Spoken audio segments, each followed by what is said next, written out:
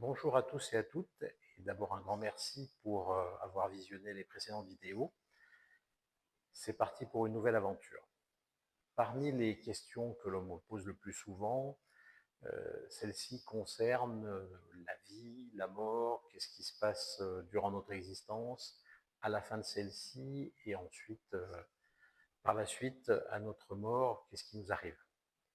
Je pense que c'est un sujet qui a déjà été traité par beaucoup de personnes, mais je vais essayer de le faire là avec mes mots, basés sur mes souvenirs et aussi sur mon expérience.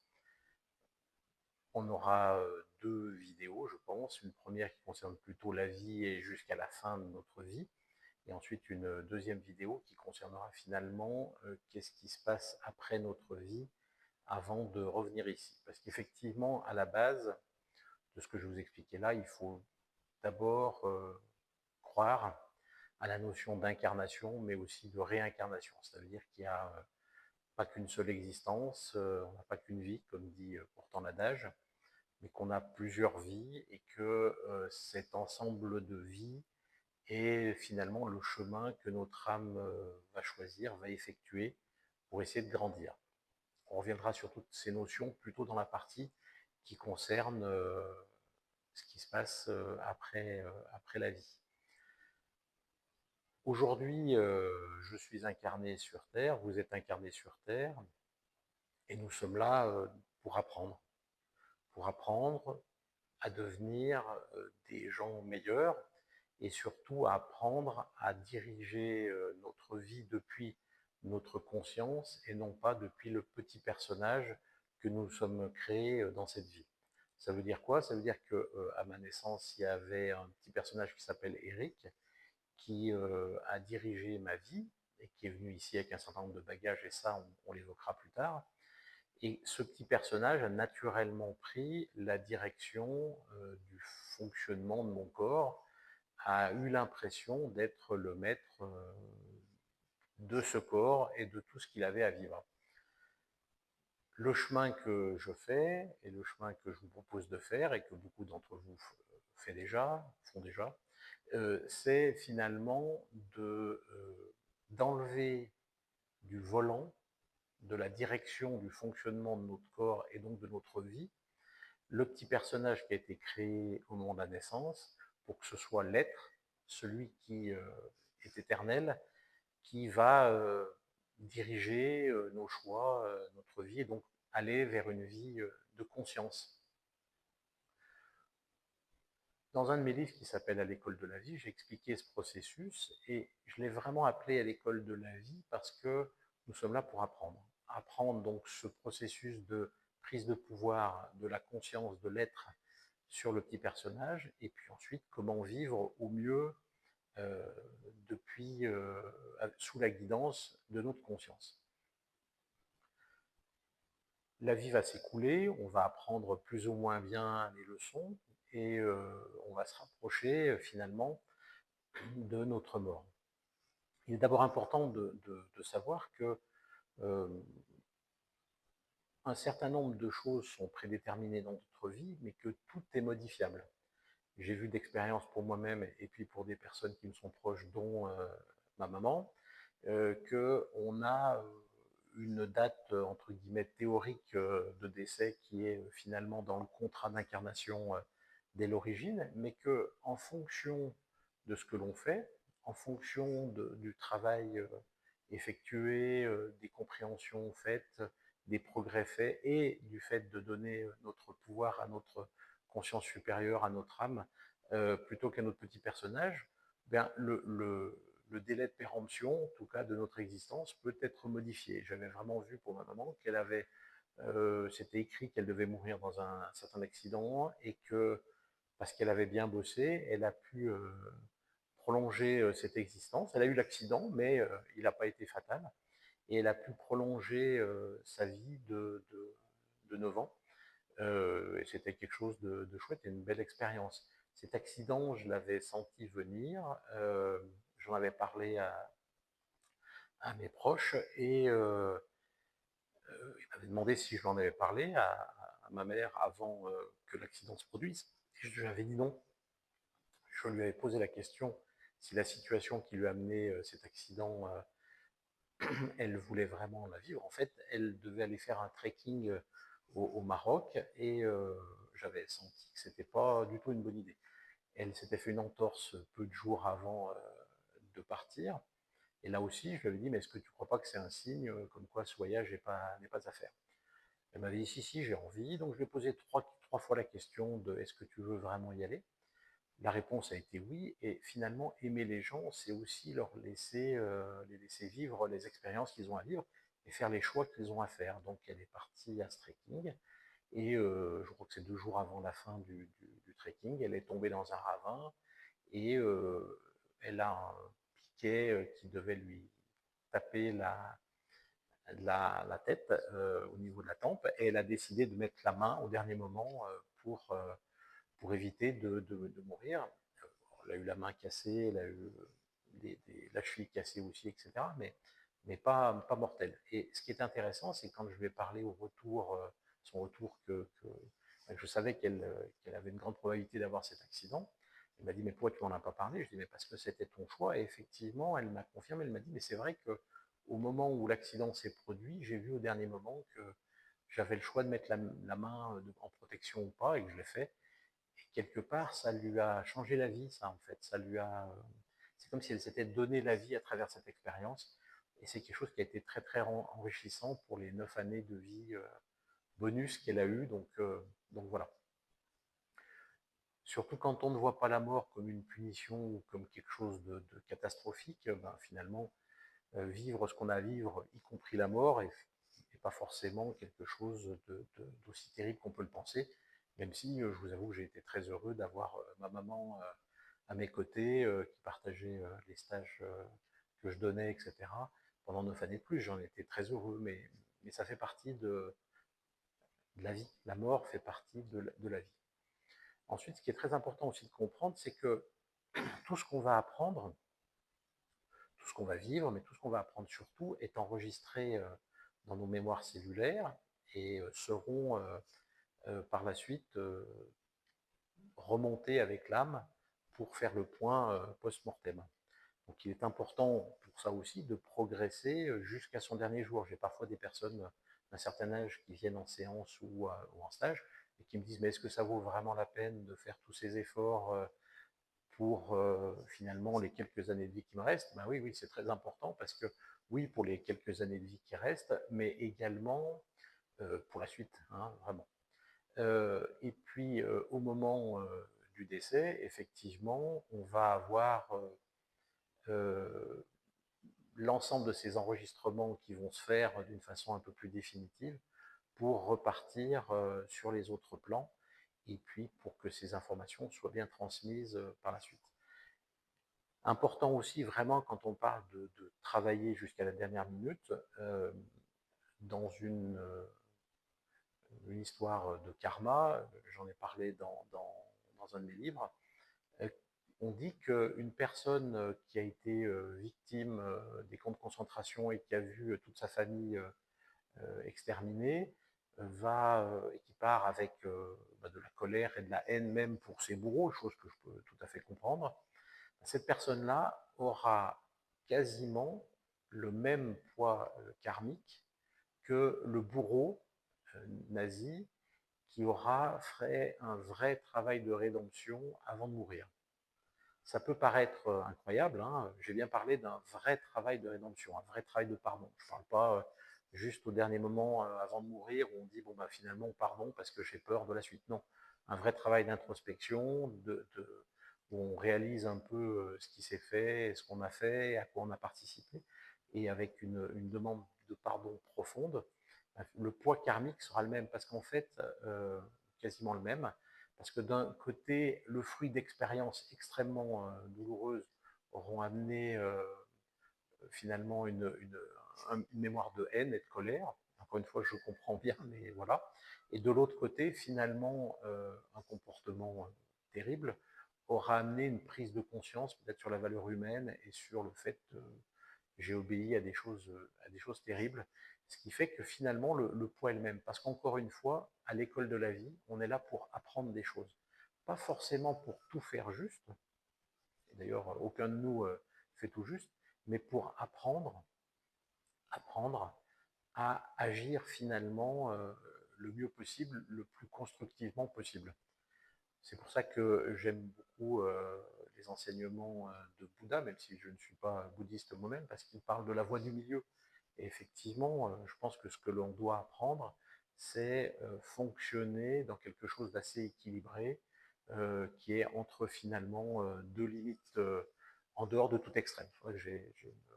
J'ai peu d'affection pour tout ce qui est extrême dans les comportements, dans les pensées, dans les philosophies, en fait. Voilà.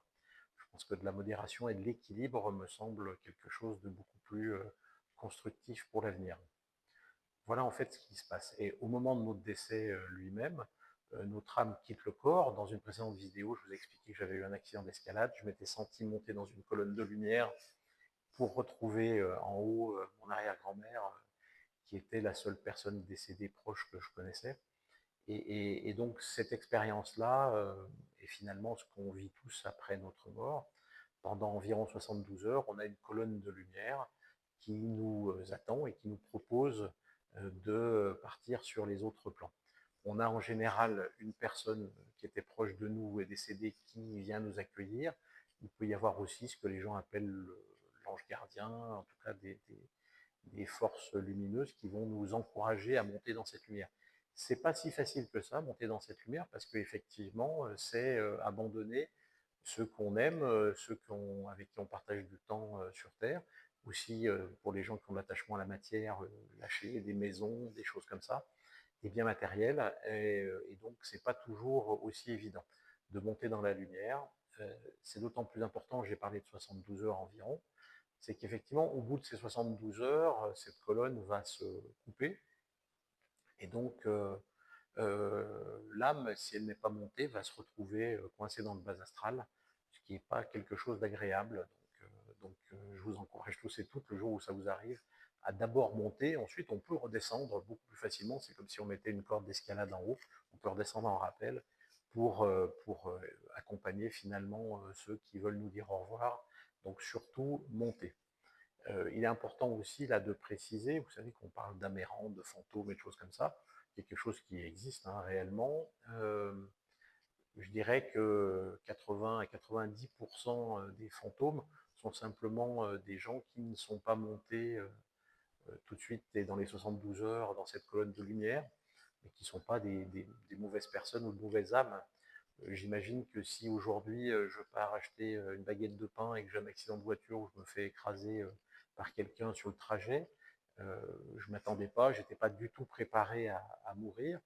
Et il arrive que finalement le temps de réaliser qu'on soit mort et qu'on n'a plus accès à notre existence dans la matière peut faire que les 72 heures s'écoulent et on se retrouve coincé. Donc une très grande majorité des âmes errantes sont simplement des gens qui n'ont pas compris ce qui leur était arrivé ou n'ont pas eu la force de monter tout de suite pour dire adieu à leur et voulaient dire adieu à leurs proches. Voilà.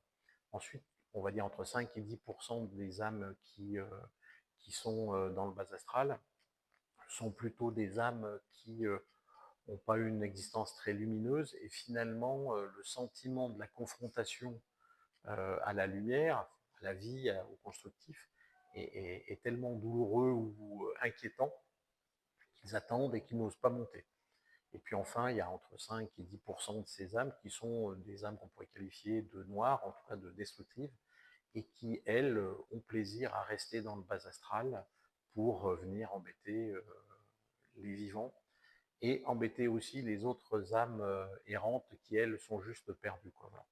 C'est aussi pour ça qu'il est important, si vous avez un jour l'envie de traiter avec des médiums, et je ne parle pas des médiums qui sont volontairement des tricheurs, même avec les médiums bien intentionnés, il est important d'en prendre qui sont très bien ancrés parce que sinon, ils ne vont pas avoir la capacité à aller chercher les informations au-dessus du bas astral. Finalement, les gens avec lesquels vous voudriez communiquer sont sur d'autres plans. Et si vous restez dans le bas astral, et bien effectivement, il va y avoir plein de petits farceurs qui ont la capacité à lire votre aura. Donc, ces médiums vont avoir des informations très justes à vous transmettre, Mais hélas, il va y avoir par la suite des informations complètement erronées transmises par ces farceurs pas très bien intentionnés. Voilà. Tout ça, le but, c'est pas de nous faire peur, mais c'est de comprendre comment ça se passe. Et l'attraction pour la matière est aussi une des raisons pour lesquelles des âmes ne montent pas.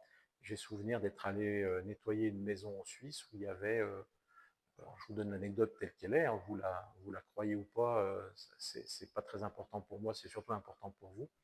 C'était une petite fille qui avait 4 ans et qui disait à sa maman, j'en ai marre, tous les matins, j'ai deux vieilles dames pas très gentilles au pied de mon lit et j'aimerais qu'elles partent. Donc elle le disait avec son innocence d'enfant, sans se dire c'est possible, c'est pas possible, c'est réel, c'est pas réel. Cette maman m'en a parlé, elle m'a demandé si je pouvais venir nettoyer la maison, ce que j'ai fait énergétiquement. Donc, je me suis déplacé, j'ai nettoyé cette maison, j'ai retrouvé, j'ai vu ces deux dames, j'ai vu un incendie. Donc il est probable que ces deux dames étaient mortes dans un incendie. Elles ont fini par partir, j'ai dû insister un petit peu. Et puis ensuite, j'ai demandé à cette amie d'aller se renseigner sur l'histoire de cette maison. Et elle a retrouvé les informations que dans les années 30 de mémoire, la maison était occupée par deux sœurs vieilles filles qui étaient décédées dans la maison au cours d'un incendie. Donc en fait, elles étaient restées attachées à la matière et ne voulaient pas quitter cette maison, pensant qu'elle était encore la leur. Voilà. Une anecdote parmi d'autres. Également, la mort, on la voit aussi souvent comme quelque chose qui vient nous saisir, nous couper, nous enlever. Et j'avais aussi un peu cette croyance. Et puis un jour, une amie m'a demandé de l'aide pour son père. Son père avait un cancer incurable, était vraiment dans toute la dernière ligne droite de sa vie. Et il avait par contre besoin d'une petite semaine encore pour régler des choses, dire au revoir à des amis, etc. Donc cet ami m'a demandé si je pouvais aider son père à rester vivant encore une semaine. Je me suis dit, bah oui, je vais essayer en tout cas, et je donnais un stage ce week-end-là, donc je m'attendais à un combat, entre guillemets, contre la mort, pour essayer de faire que son père puisse vivre une semaine de plus. Et en guise de combat, quelque part, l'énergie qui est venue, l'énergie de la mort, est devenue d'une façon extrêmement douce, et quand je lui dis non, non, il faut que Roland, il s'appelait, reste encore vivant une semaine, etc. L'énergie mort m'a dit, bah, pas de problème, il n'y a aucun souci, moi finalement je suis là juste pour accompagner d'un plan à l'autre, donc il n'y a pas de, j'ai pas de velléité personnelle à vouloir l'emmener maintenant ou dans une semaine.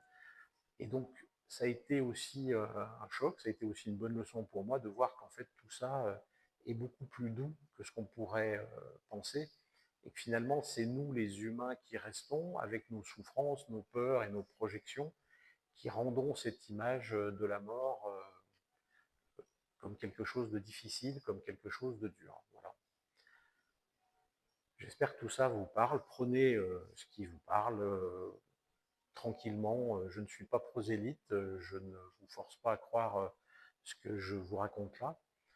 Mais c'est aussi important d'entendre que souvent dans des conférences, on m'a demandé, mais est-ce que tu es sûr de ce que tu racontes? Alors je vous dirais sûr, non, j'y crois fondamentalement, fortement dans toutes mes cellules. Mais peut-être que je vous raconte des bêtises, et si je vous raconte des bêtises, je vous demande pardon d'avance, mais en tout cas, j'aurais été sincère dans ce que je raconte. Ça, je vous garantis. Et puis ensuite, ce que j'explique aussi, c'est que euh, tout ceci, j'y croyais quand j'étais tout petit enfant, alors que mes parents étaient dans aucune religion, et sûrement pas des religions orientalistes qui parlent d'incarnation, de réincarnation. J'ai perdu la mémoire pendant des années, puis je l'ai retrouvée quand j'ai entamé ce chemin vers moi. Euh, cette façon de voir la vie m'a finalement accompagné et aidé à devenir un homme meilleur. C'est parce que je me suis dit que ce que je ne comprends pas pour le moment, et ce que je ne fais pas de constructif dans cette vie, finalement, j'aurais sûrement à le revivre dans d'autres. C'est ça un peu le karma, hein, le karma qui n'est pas tout à fait la punition instantanée de nos actes non constructifs, mais qui est plutôt karma qui veut dire action, les conséquences de nos actions et la façon dont on va devoir les régler par la suite.